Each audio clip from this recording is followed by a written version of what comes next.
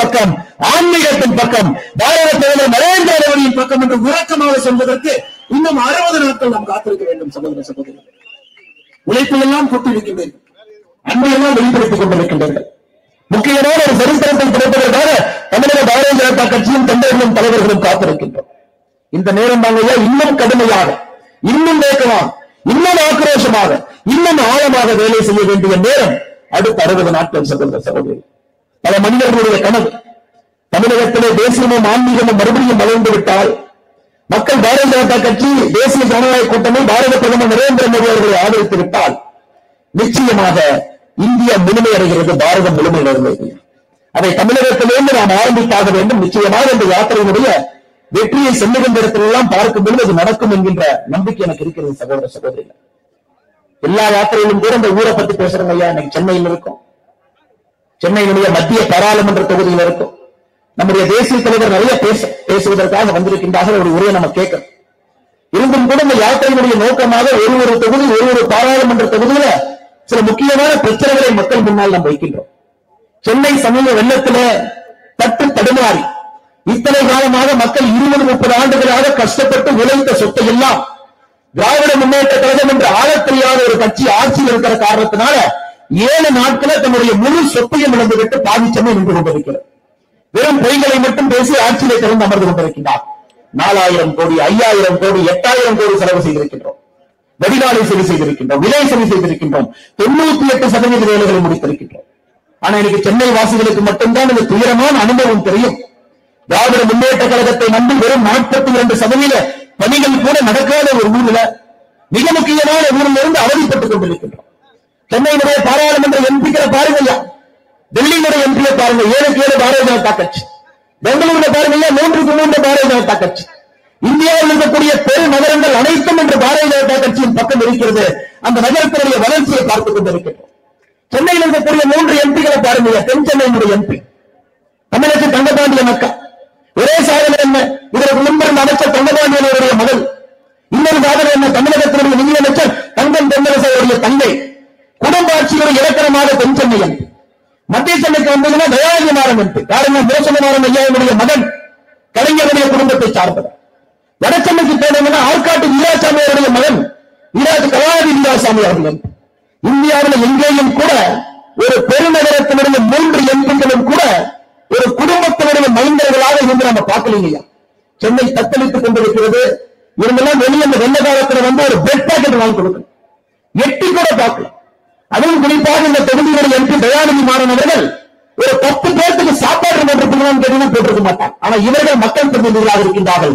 அதனுடைய விளைவை சென்னை அனுபவித்துக் கொண்டிருக்கிற சகோதர சகோதரி. போன ஆண்டு சுத்தத்தின் அடிப்படையிலே ஸ்வச் பாரத்தில் 44வது இடத்தில் இருந்த சென்னை இன்னைக்கு தலை குனிந்து 199 இடத்தில் நின்று கொண்டிருக்கின்றோம். சுத்தமாக இல்லை, குப்பை குளங்கள் இருக்கிறது கிடையாது, தண்ணி சரியாக இல்லை, ரோடு சரியாக இல்லை, இங்க இருக்கக்கூடிய அடிப்படை பிரச்சனைகளுக்கு கூட ஒரு தீர்வு இல்லை. அதனால் இந்தியாவினுடைய பெருநகரங்கள் எல்லாம் பாரதிய ஜனதா கட்சியின் பக்கம் வந்தது போல இந்த வரை சென்னையினுடைய 3 பாராளுமன்ற உறுப்பினர்களும் பாரதிய ஜனதா கட்சி, தேசிய ஜனநாயக கூட்டணியுடைய உறுப்பினர்களை கொண்டு வர வேண்டியது நம்முடைய கடமை, நம்முடைய கட்டாயம். நிச்சயமாக சென்னை அடிப்படையிலிருந்து மாற்ற வேண்டிய காலம் கிடையாது. எத்தனை நாளைக்கு சென்னையில் இருக்கக்கூடிய மக்கள் ஒரு ஆண்டும் மழை வரும்போதும் வெள்ளம் போவதிலிருந்து பயம் இருக்க முடியும். அதையெல்லாம் மாற்ற வேண்டும் என்று நினைக்கின்றோம். ஆனால் தமிழக அரசு சென்னைக்குள்ள யாத்திரை விடுவதற்கு தயாராக இல்லை. பல தடைகளை உடைத்து இன்னைக்கு இங்கே ஹார்பர் தொகுதியில் இந்த பொதுக்கூட்டம் நடந்து கொண்டிருக்கிறது. 200 மக்கள் எங்கிருந்தாலும் கூட அவர்களுக்கு தெரியும் பாரதிய ஜனதா கட்சி உங்களுக்காக உழைத்துக் கொண்டிருக்கிறது. ஒரு புதிய சென்னை கட்டமைத்துக் கொண்டிருக்கிறது. பாரத பிரதமர் நரேந்திர மோடியுடைய கனவின்படி ஒரு உலகத்தரம் வாய்ந்த சென்னையை பாரதிய ஜனதா கட்சி உருவாக்கி காட்டும் என்பது உங்களுக்கு தெரியும். சகோதர சகோதரி, நம்முடைய அகில இந்திய தலைவர் பேசுவதற்கு தயாராக இருக்கிறார். பாராளுமன்றத்தில் சமீபத்தில் தயாநிதி மாறன் அவர்கள் நம்முடைய நிதியமைச்சர் நிர்மலா சீதாராமன் அவர்களை பார்த்து ஒரு கேள்வி கேட்டான். நீங்க பார்த்திருப்பீங்க 2 நாட்களுக்கு முன்பு என்ன பேசினார். ஐயா நிர்மலா சீதாராமன் அவர்களை பார்த்து உங்க தோப்பனார் பணம் என்று சொன்னார். நீங்க கவனிச்சீங்களா? உங்க தோப்பனார் பணம் என்று சொன்னார். நிர்மலா சீதாராமன் அவர்கள் கண்ணியமிக்க ஒரு அற்புதமான ஒரு மனிதர். அவங்க திரும்ப பேச போறது கிடையாது. ஆனா நிர்மலா சீதாராமன் அவர்கள் பாராளுமன்றத்தில் வச்சு உங்க தோப்பனார் பணமான இந்த தொகுதியுடைய தயாநிதி மாறன் கேட்டிருக்கும் பொழுது அவர்களுக்கு பாரதிய ஜனதா கட்சியின் சார்பாக நான் பதில் சொல்லவில்லை என்றால் ஒரு பெரும் தவறு செய்கின்றனர்.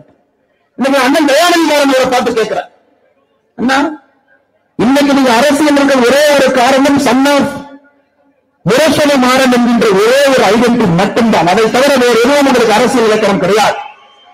2011 அமைச்சரவையிலிருந்து நீங்க வெளியே வந்த பொழுது சொந்த காரணத்திற்காக வெளியே வரேன்னு சொன்னீங்க. ஆனா தமிழகத்தில் இருக்கக்கூடிய எல்லா மக்களுக்கும் தெரியும், நீங்கள் ஊழல் செய்து 2011 கேபினட்டிலிருந்து திறக்கப்பட்டவர்கள் என்பது இந்த தொகுதி மக்களுக்கும் தெரியும், பகுதி மக்களுக்கும் தெரியும். இன்னைக்கு நான் உங்களை பார்த்து கேட்கிறேன், உங்க தோப்பனார் சொன்னாரா பதவியிலிருந்து ரிசைன் பண்ணிட்டு வெளியே வாங்க அப்படின்னு? நீங்கள் அமைச்சராக இருந்த பொழுது பிஎஸ்என்எல் டெலிபோன் லைன் கனெக்ஷனை உங்களுடைய சன் டிவி வளர்ச்சிக்காக பயன்படுத்தணும். உங்க தோப்பனார் சொன்னாரா பிஎஸ்என்எல் லைன் கனெக்ஷன் எடுத்து சன் டிவி கொடுங்க அப்படின்னு?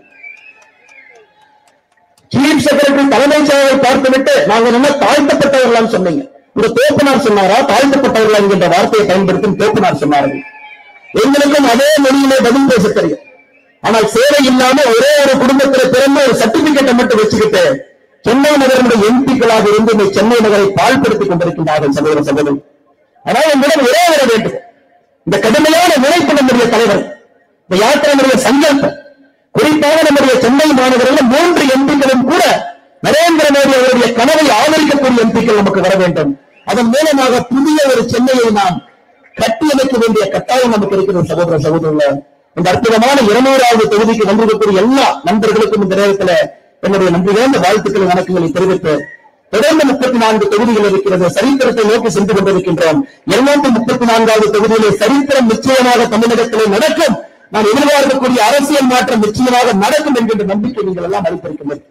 மறுபடியும் ஒரு முறை நம்முடைய தேசிய தலைவர் திரு நட்டா அவர்களை அவருடைய கடினமான சூழ்நிலையை பாராளுமன்றம் அனைத்து இடத்திலும் கூட தேவைப்படுகின்றார். இருந்தும் சொன்னபடி 200வது தொகுதிக்கு வருகின்றேன் என்று சொல்லி நமக்காக தன்னுடைய நேரத்தை ஒதுக்கிவிட்டு டெல்லியிலிருந்து இந்த நிகழ்வுக்காக வந்திருக்கின்றார்கள். நம்முடைய தமிழக பாரதிய ஜனதா கட்சி சார்பாக நம்முடைய தேசிய தலைவர் திரு நட்டா அவர்களுக்கு மறுபடியும் எங்களை நன்றி கலந்த வாழ்த்துக்களை வணக்கங்களை தெரிவித்து என்னுடைய உரையை முடித்துக் கொள்கின்றேன். நன்றி, வணக்கம்.